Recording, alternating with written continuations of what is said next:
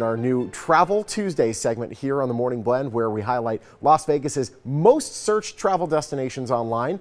The website mytravelsearch.com is bringing vacation planning to a whole new level, and that includes booking a royal honeymoon or a do-over honeymoon if your first one was terrible. Here with more on that, we are over the moon to have Jesse Martin joining us now in studio for the first time, their marketing coordinator. It's great having you, buddy. Good to be here. Thank you. So let's talk about this. We're excited to talk about all these famous weddings that have happened in the past. Let's start of the famous weddings, like the Beckhams, for example. Where was their wedding? Right, the Beckhams, yeah. Britain's other royal family. Oh, yes, of course. Their wedding was in 1999. They had a destination wedding, which is what we're here to talk about today. Mm-hmm. They were married in Luttrellstown Castle in Dublin, Ireland. Oh, wow. And their wedding had the distinction of being one of, if not the most expensive celebrity wedding ever. No It's reported kidding. that they spent $800,000 on their wedding. Oh man! Just a hair more than my wife and I spent. Just a skosh. More than double my house. That's incredible.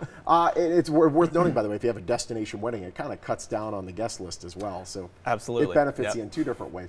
Then, of course, there's American royalty. Our king and queen were JFK and Jackie O. Right, exactly. They were married in 1953. JFK was still a senator from the state of Massachusetts at the time. Mm-hmm. And so he and Jackie O were married in Newport, Rhode Island, not in Massachusetts. Lovely. They were married at, there it is, you can see St. Mary's Roman Catholic Church. And their wedding was in the church. The wedding was in the church, and then they held the reception at a seaside estate. Yes, they have. The Newport mansions are absolutely gorgeous. Exactly, no and their wedding, the wedding and the reception combined featured over 1,200 guests. So man. They did not cut down on the guest list. Yeah, no question.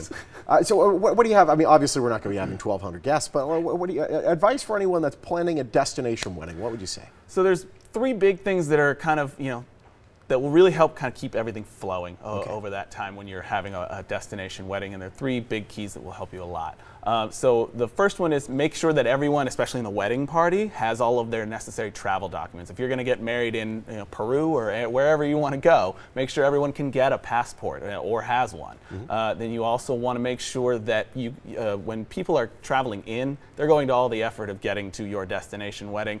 Make sure you have a block of rooms set up so that they don't have to do any extra legwork for once they've arrived. Of course, yeah. You can just have lots of hotels do this. They'll set aside a block of rooms at a special rate for you, and that way everything's waiting for them when they get there. Mm-hmm. And then the last thing is check with your venue for promotional offers. Lots of venues, when you book a destination wedding, will sort of allow for special things that they'll give to the bride and groom or to the guests and things like that. So that can really kind of bump up the experience for you as the bride and groom, or for the guests that traveled in to come to your wedding. I love it. Fantastic.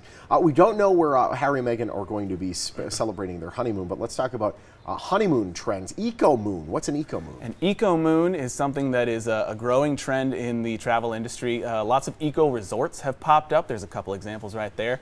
They are places that are built sort of responsibly across the board. So they're built with local building materials, wood from the jungles of the countries that they're built in, and they use solar power to power all of their facilities. Wow. Now, they're still built with all of the luxury that you would expect from resorts and things like that, but they just are built with a sustainable model. A low impact on the planet. Right, exactly. And so staying there at those types of places on your honeymoon qualifies. A lot of hyphenation going on. There's philanthro-moons? A philanthro-moon, yes. These are opportunities where you can go and you spend, say, 3 weeks in a location.